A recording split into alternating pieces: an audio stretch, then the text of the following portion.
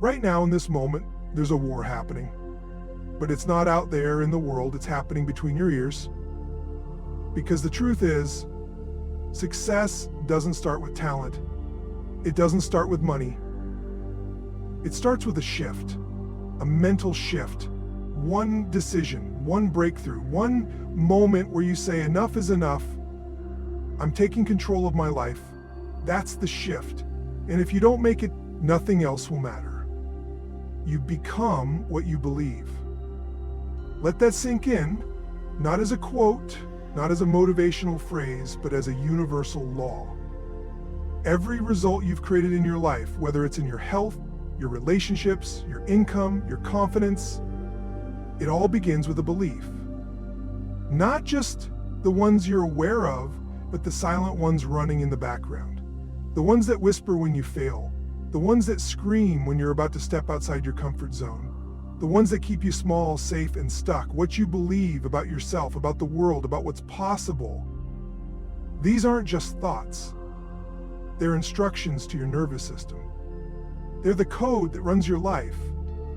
If you believe deep down that you're not good enough, not smart enough, not worthy of success, you will sabotage opportunities every time they show up. Not because you don't want them, but because your internal thermostat is set to survive, not thrive. Think about this. If you hand $1 million opportunity to someone who believes they're only worth minimum wage, they will unconsciously find a way to lose it. But if you give someone with a relentless belief in their worth even the smallest chance, they'll turn it into something extraordinary. That's not luck. That's belief in action. Belief is the blueprint. Every time you've succeeded in anything, whether you hit a goal, changed a habit, or overcame something, you believed it was possible before it became real. You didn't need to know all the answers, you just had to believe you could figure it out. That belief pulled energy out of you. It made you take action. It made you persist when others quit. And on the other side of that belief was growth. Flip it. When you failed, not because you didn't have the potential, but because you didn't believe you could. It was the same process, just inverted. Your disbelief shut down action. It drained your energy. It gave you an excuse to delay, to shrink, to avoid the uncomfortable. That internal voice said, why even try? You'll mess it up anyway. And so you didn't try, or you tried half-heartedly, just enough to say you did, but not enough to win. The scary part? Most people don't realize their beliefs are choices. They think beliefs are facts. They confuse their history with their destiny. Just because you've failed before doesn't mean you're a failure. Just because someone told you you weren't enough doesn't make it true. Just because you've been stuck doesn't mean you're meant to stay there. But if you believe those things, you'll act as if they're law, and life will mirror that belief back to you. Your mind is like soil. It doesn't care what you plant. You can plant weeds, or you can plant seeds of greatness. Your beliefs are the roots, and the fruit, that's your life.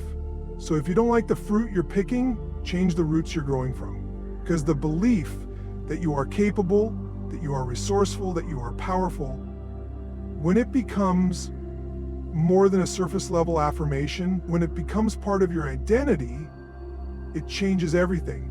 You don't need a new plan. You need a new belief about who you are.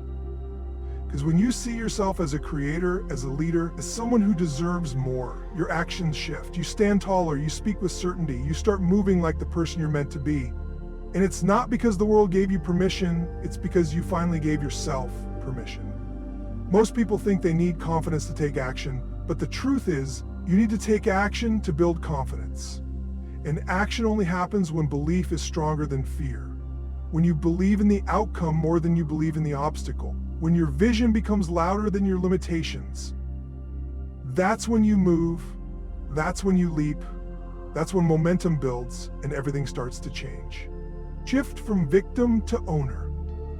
That's the mental shift that separates those who survive from those who thrive. It's the line in the sand between living a life of excuses and living a life of results. See, there's a moment in everyone's journey where they have to make a decision. Not a soft, maybe someday decision, but a real one. The kind that happens deep in your gut. When you're sick of your own story. When you look in the mirror and say, I'm done blaming. I'm done waiting. I'm done handing over the keys to my life. That's the moment you stop being a victim and start being the owner of your reality. Now, let's be real. Everyone starts as a victim in some way. Maybe you were raised in a rough environment. Maybe you had people tell you you'd never make it. Maybe life hit you with loss, betrayal, hardship, trauma. And listen, I'm not here to minimize any of that. Pain is real. But there's a difference between going through something hard and letting that experience define you. Victimhood is seductive because it gives you a story. It gives you someone to blame. It gives you a reason to stay where you are. But the cost is your power. When you're a victim, life happens to you. You're at the mercy of circumstances. You say things like, I can't because, or it's not my fault, or if only they would. You wait for the economy to change, the partner to change, the world to change. But nothing does. Because that mindset gives away the most valuable thing you own, your ability to choose your response. Now contrast that with being an owner. Owners see life through a different lens. They always control what they do about it. Owners ask, what can I learn? What can I do? How can I grow from this? That's where the shift happens. That's where the energy comes back. That's where momentum begins. It's not about perfection, it's about ownership. It's about deciding that your life is your responsibility, not because you caused every problem, but because you're the only one who can change the outcome. Ownership says, this is my life, and if I don't take control of it, no one will. That's where freedom is found, not in waiting, but in choosing. When you're stuck in victim mode, your mind is a courtroom, constantly collecting evidence for why life isn't fair, why people let you down, why nothing works. You build a case and then you live in it. You relive the same story over and over like it's on a loop. But when you shift into ownership, you stop being a lawyer for your limitations and start becoming a builder of your future. You ask better questions. You stop asking why me and start asking what now. And here's the truth. Ownership isn't always easy. It's uncomfortable to admit where you've been playing small. It's hard to look at the results you don't like and say, that's on me. But it's also the most liberating thing you'll ever do. Because when it's on you, you can change it. You can shift direction. You can get smarter, stronger, faster. You can drop the old habits, upgrade the mindset, develop the skills. But none of that is possible if you're still clinging to blame. You don't need permission to take ownership. You just need the guts to do it. The moment you stop giving energy to what went wrong and start focusing on what you're going to do next, everything changes. You don't rise by avoiding responsibility. You rise by embracing it, by taking it all in and saying, let's go. Because when you finally step into the driver's seat of your life, you stop reacting to life and start creating it. Ownership is power. Ownership is freedom. Ownership is the birthplace of transformation. And until you make that shift, every strategy, every book, every plan will fall flat. Because you'll still be operating from the wrong identity. Your story is either a cage or a catalyst. The story you tell yourself, the one running in your mind every single day, is shaping your life more than any external factor ever could. Not your past, not your environment, not your genetics. Your story is the filter through which you see the world. It defines who you think you are, what you think you're capable of, and what you believe is possible. And the truth is, most people are imprisoned by a story they didn't even consciously choose. A story that was handed to them by their upbringing, their failures, their fears, their mistakes. A story they've been rehearsing for years until it became their identity. That story can be a cage, a mental prison with invisible bars. You can't see them, but you feel them every time you try to grow. You feel them when you start to dream big, but that inner voice kicks in and says, who are you to think you can do that? You feel them when you're about to take a risk, and the fear of repeating an old mistake pulls you right back. The cage shows up as self-doubt, hesitation, procrastination. It whispers, this is just how I am, or that's just the way it's always been. It convinces you that your past equals your future. And as long as you live inside that story, It doesn't matter how hard you work, you'll always find a way to sabotage yourself to stay in alignment with the narrative. Maybe your story is, I've always been the underdog, or no one ever believed in me. Maybe it's, I'm not good with money. I never follow through. I mess up everything I start, or people like me don't succeed. You might not say it out loud, but you carry it. You act it out. And it limits you more than any real obstacle ever could, because if you see yourself as broken, unworthy, unlucky, or too far gone, your subconscious will make sure your results match that belief. Your story becomes a prophecy. Not because it's true, but because you keep living it like it is. But that same story, if you shift how you look at it, can become your fuel, your fire, your reason. It can become the thing that launches you instead of the thing that limits you. Because the most powerful transformations don't come from perfect pasts. They come from people who looked at their pain, their setbacks, their failures, and said, this isn't the end of my story, this is the beginning. When you stop resenting your past and start reframing it, everything changes. What happened to you can become what forged you. The rejection taught you to be resilient. The heartbreak taught you to love deeper. The failure showed you what matters. The loss gave you perspective. The chaos forced you to grow. The catalyst begins when you realize your story is flexible. It's not a fixed thing. You are the author. You can change the tone. You can change the meaning. You can turn a chapter of pain into a paragraph of power. You can take that dark moment and instead of letting it define you, let it refine you. You understand your story. You are no longer a victim. You can pull lessons from it, use it to serve others, build empathy, build strength, and build a mission that's bigger than you. That's the shift from victim of the story to author of the next chapter. But here's what people get wrong.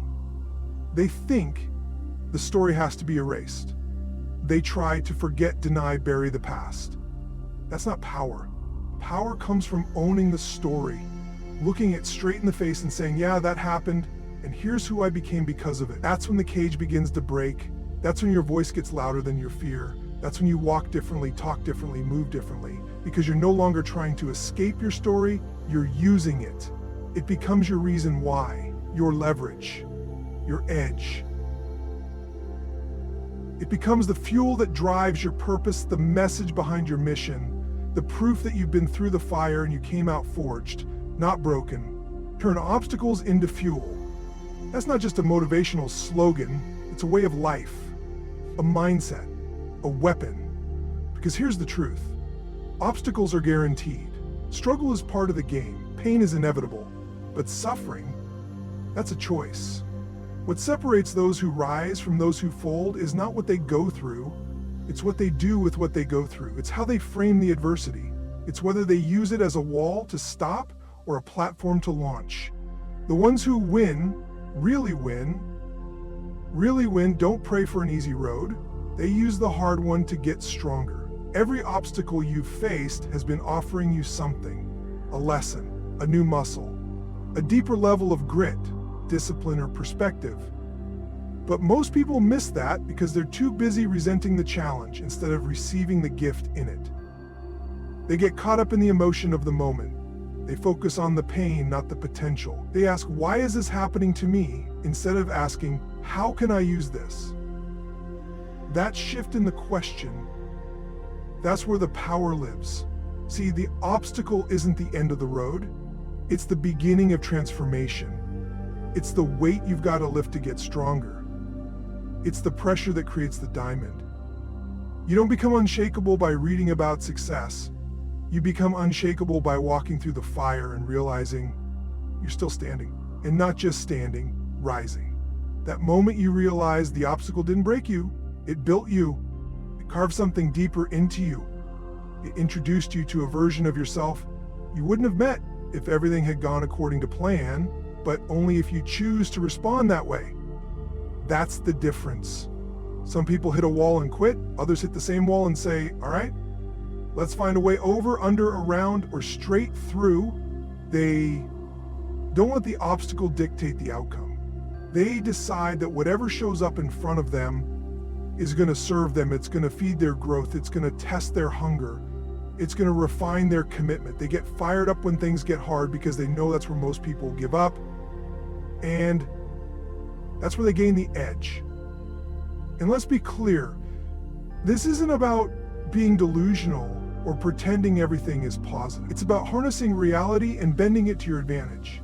It's about feeling the pain, owning the fear, acknowledging the frustration, and then converting all of that energy into drive, into hunger, into relentless forward movement.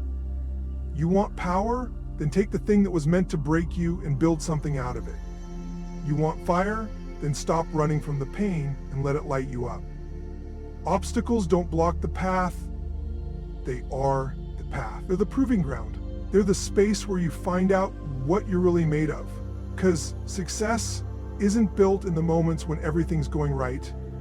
It's built when nothing makes sense, when the odds are stacked against you, when no one's clapping, and you're still moving. That's when character is formed. That's when resilience is earned. That's when you become dangerous, because you've been through the storm and you realize you are the storm. The people who achieve real greatness don't get there because they avoided adversity. They get there because they leveraged it. They stopped looking at pain as punishment and started seeing it as preparation. They turned the betrayal into deeper boundaries, the failure into better strategy, the loss into greater appreciation, the setback into a setup for something bigger. They used every breakdown as the raw material for their breakthrough because they understood the universal truth. Whatever stands in your way is giving you exactly what you need to evolve if you're willing to face it and refuse to retreat. This is where the edge is born.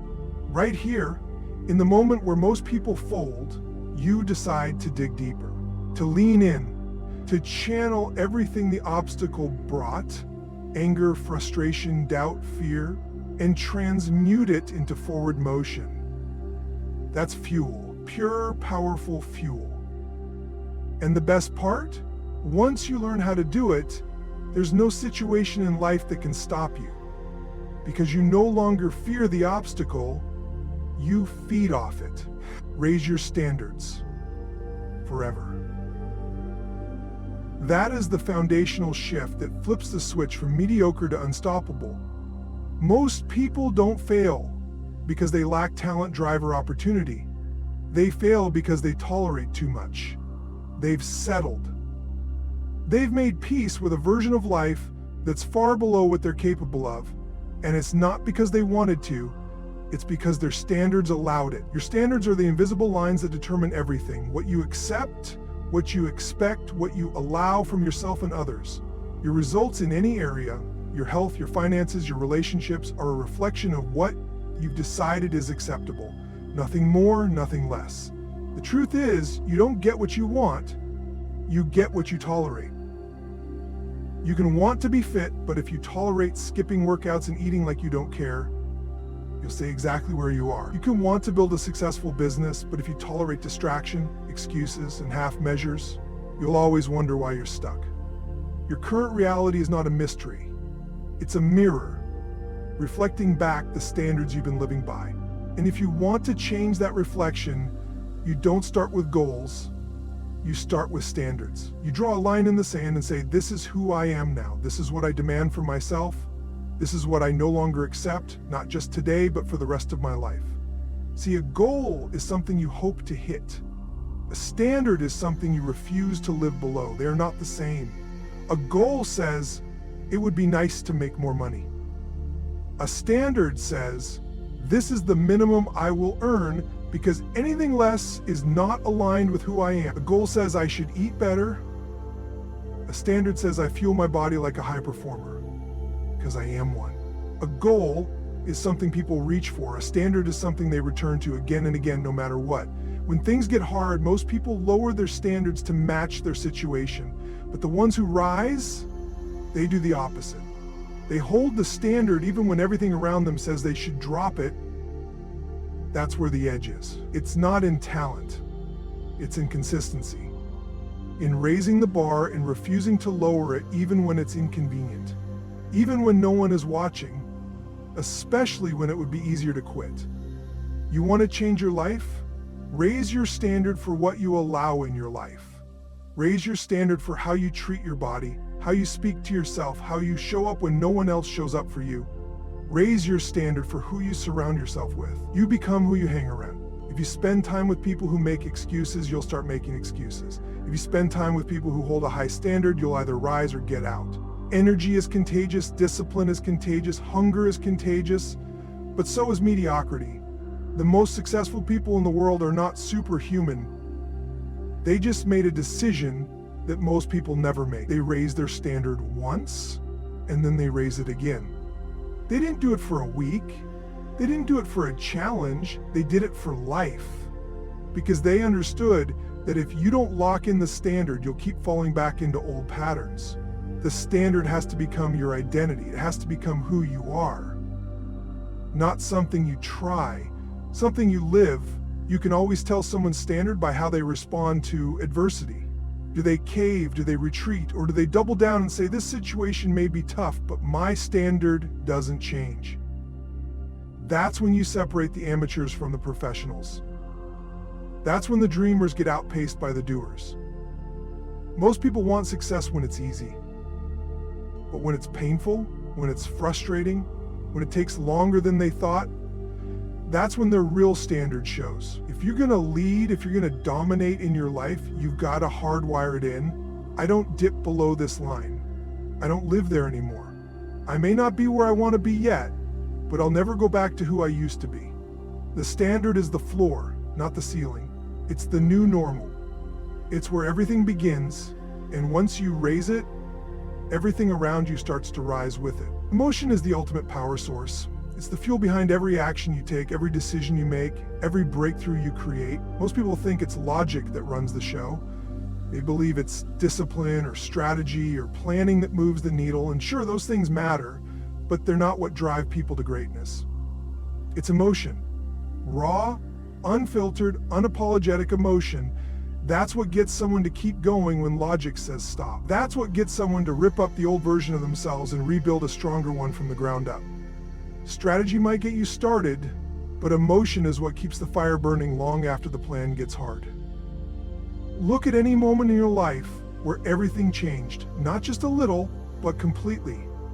It didn't happen because you thought about it. It happened because you felt something so deeply that you couldn't stay the same. Maybe it was the moment you hit rock bottom and said, never again. Or the moment you saw someone living the life you knew you were capable of and said, that's mine. It was a moment charged with emotion. Maybe anger, maybe frustration, maybe hunger, love, fear, pain, or pride. Whatever it was, it lit a fire in you. It activated something.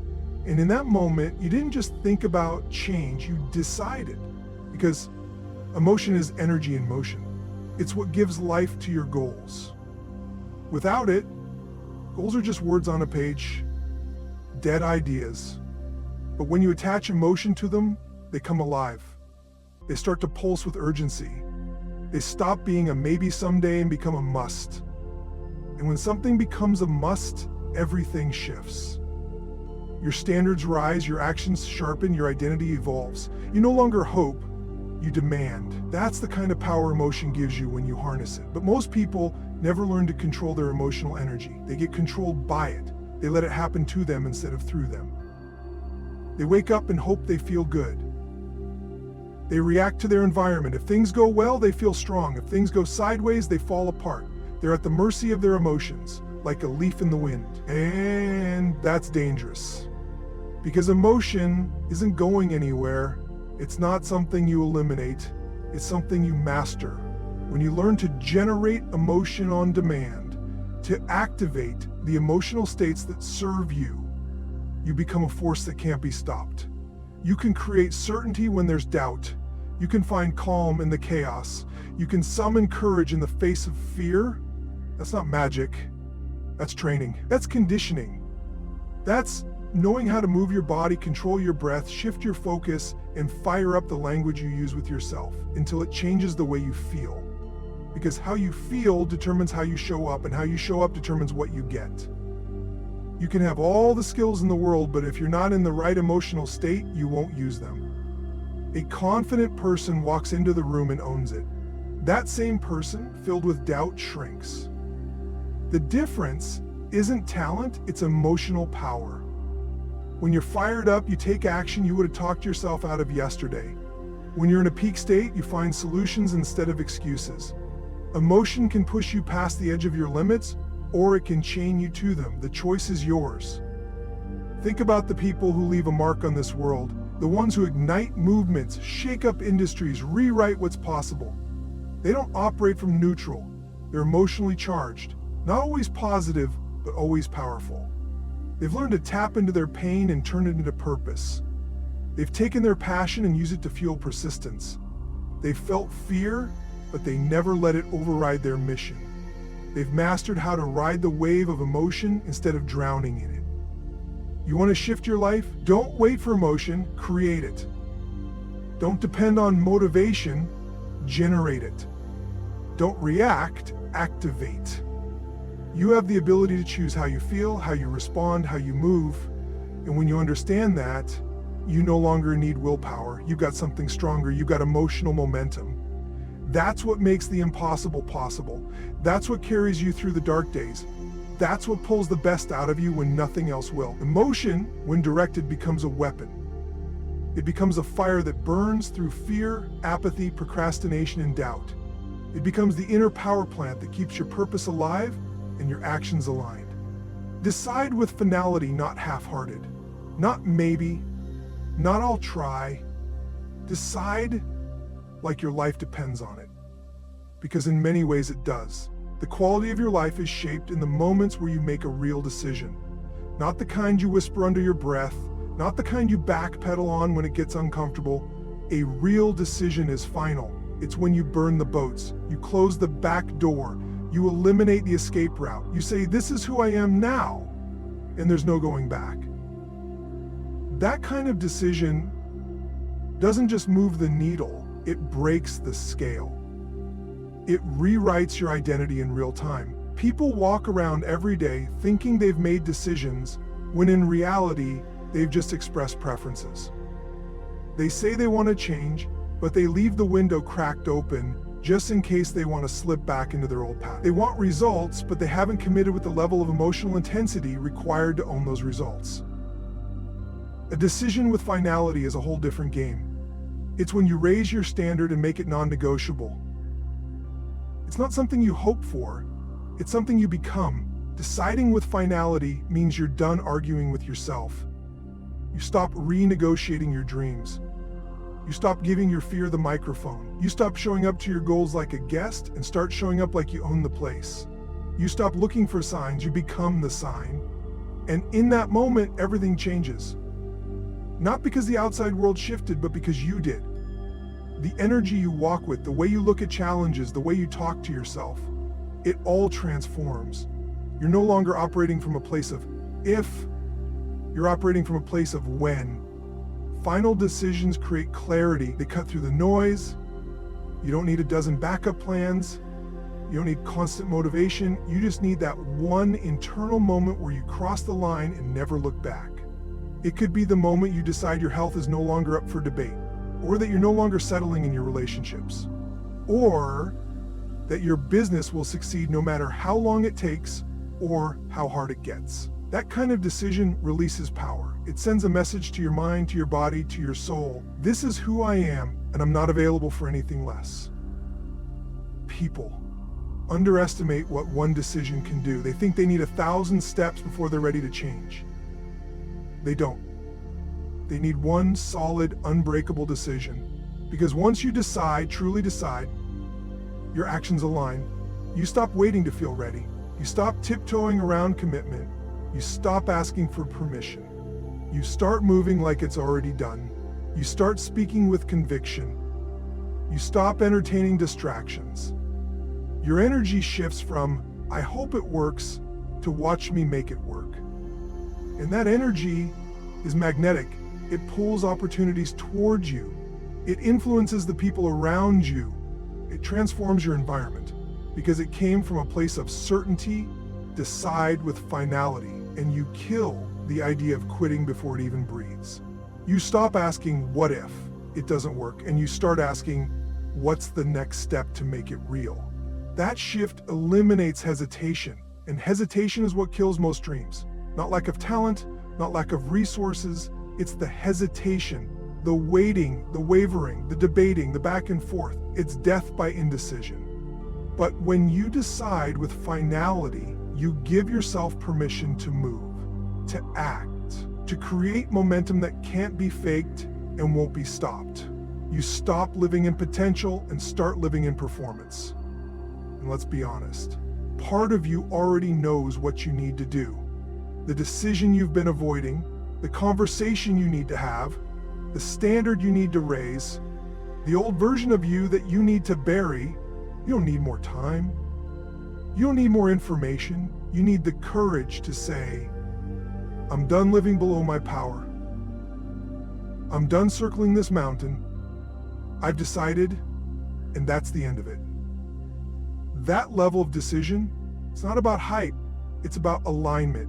It's about putting your actions, your thoughts, your emotions, your entire being in sync with one outcome and shutting down everything else. Act without certainty, but with total commitment. Most people wait for certainty before they take action. They think they need to have all the answers, all the details, all the guarantees before they step forward. They believe that if they don't know exactly how things will turn out, they're somehow unqualified to make a move. This is the trap. Waiting for certainty is the biggest form of procrastination, because the truth is, certainty rarely exists. Life doesn't come with a blueprint, success doesn't come with a manual, and yet most people keep waiting for the perfect moment, the perfect plan, the perfect conditions to make their move. What they don't realize is that the real magic happens when you act without certainty, but with total commitment. Commitment is the thing that drives results when everything feels uncertain. It's the fuel that propels you forward when you don't have all the information, when you don't know how it's going to play out, and when fear creeps in telling you to wait. It's the conviction to move forward even when your mind is full of doubt. You see, certainty is an illusion. It's an idea that keeps you in the comfort zone, stuck in analysis paralysis, waiting for conditions to be perfect before you take a step. The reality is, if you wait for certainty, you'll never take action, you'll never start, you'll never achieve anything. Because certainty doesn't come first, action does. And commitment is the bridge that gets you across the gap between uncertainty and success. When you commit fully, when you decide that there's no turning back, the uncertainty becomes part of the process. You stop being afraid of the unknown. You don't need to know exactly how everything will unfold. You don't need to have the roadmap. You simply need the willingness to move forward anyway. You trust that as long as you keep taking steps, the path will reveal itself. The answers will come. The clarity will emerge through the doing, not the waiting.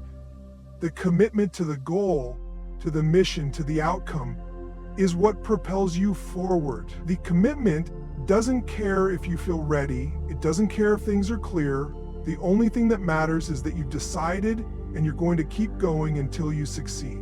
This is the difference between the people who succeed and those who don't. The ones who succeed don't have all the answers. They don't know every detail. They don't have the perfect plan. What they have is commitment, the commitment to take action and adjust as they go. They don't let uncertainty stop them. They use it as the spark to keep moving. They act despite the fear, despite the doubt, despite the unknown. And as they move forward, the way opens up. The puzzle pieces start to fall into place. But it only happens through action. People who wait for certainty before they act are trapped in a cycle of inaction. They think they're being cautious, but really, they're just afraid of the discomfort that comes with stepping into the unknown. They think they need to know everything before they start, but by the time they gather all the information they think they need, someone else has already taken massive action, learned from their mistakes, and made progress. The only way to break free from that cycle is to embrace uncertainty. To act in the face of it, to trust that by committing with everything you have, you will figure it out along the way. You don't need to know every step. You just need to take the first one, and the next, and the next. The commitment to keep moving will lead you to where you need to go. The beauty of acting without certainty is that it forces you to grow. It challenges you to develop resilience, problem-solving skills, and adaptability. When you're committed, you start learning quickly because you're in motion. You don't have the luxury of overthinking or second guessing. You're too busy making progress. And with every step, you become stronger, you gain more confidence, you become more resourceful. You learn how to handle the obstacles that show up along the way. But you wouldn't learn these lessons if you waited for the perfect moment. The perfect moment never comes. What you need is now. What you need is the courage to act without knowing everything and the commitment to keep going no matter what. People who succeed understand that commitment doesn't require certainty. In fact, the best things in life often come from the moments where we embrace the unknown. The best opportunities don't show up with a clear sign saying, "Here's your perfect plan." They show up with a challenge, an invitation, a leap of faith. And when you accept that invitation with total commitment, that's when the magic happens. That's when things start to fall into place. It's not about having all the answers. It's about having the commitment to find the answers through your actions. To trust that the path will unfold as you take step after step. In life, the greatest differentiator between those who achieve extraordinary success and those who don't is the mental shift they embrace. It's about understanding that your thoughts, beliefs, and emotions shape your world. If you want to change your life, you need to elevate your standards, take total ownership of your story, and turn obstacles into fuel for your journey. You must choose to act with total commitment, without waiting for certainty, and make decisions with unwavering finality. When you raise your standards, you are no longer a passive observer in your life. You take control and demand more from yourself and the world around you. This shift is the first step toward a life of purpose and fulfillment. Every great accomplishment, every massive leap forward starts with a decision. A decision to leave mediocrity behind and refuse to settle for less than you deserve. You stop tolerating excuses, delays, and distractions. You stop letting circumstances dictate your outcome. Instead, you begin acting with unshakable conviction and certainty about the future you're building. But this journey requires a shift in how you see challenges and setbacks. When you face obstacles, don't view them as roadblocks. Instead, see them as the very fuel that will propel you to new heights.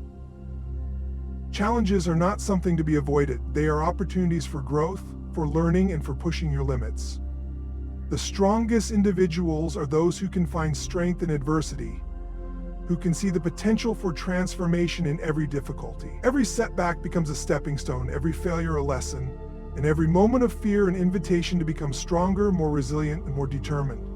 Moreover, emotions often viewed as distractions or weaknesses are actually your greatest source of power.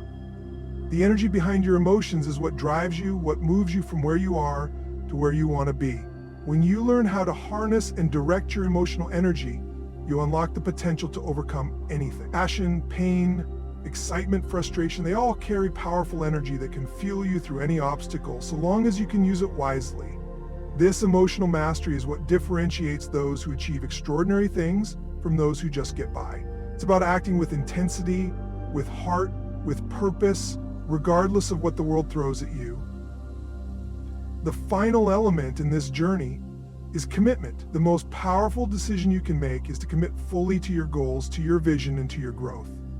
The road ahead will always be uncertain, filled with unknowns and unexpected challenges.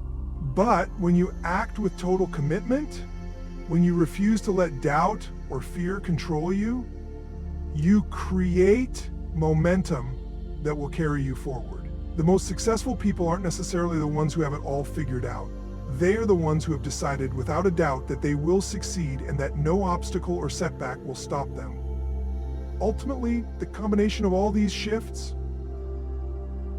raising your standards, taking ownership of your story, using obstacles as fuel, mastering your emotions, and committing fully, is the key to unlocking the life you've always desired. It's not about waiting for perfect conditions or for the stars to align. It's about making the decision to step into your power, to claim your future, and to take massive, unrelenting action, no matter the challenges or uncertainties you may face. When you do this, you don't just change your life, you transform it. And in doing so, you set a new standard not only for yourself, but for everyone who looks to you as an example of what's possible when you act with total commitment regardless of the circumstances.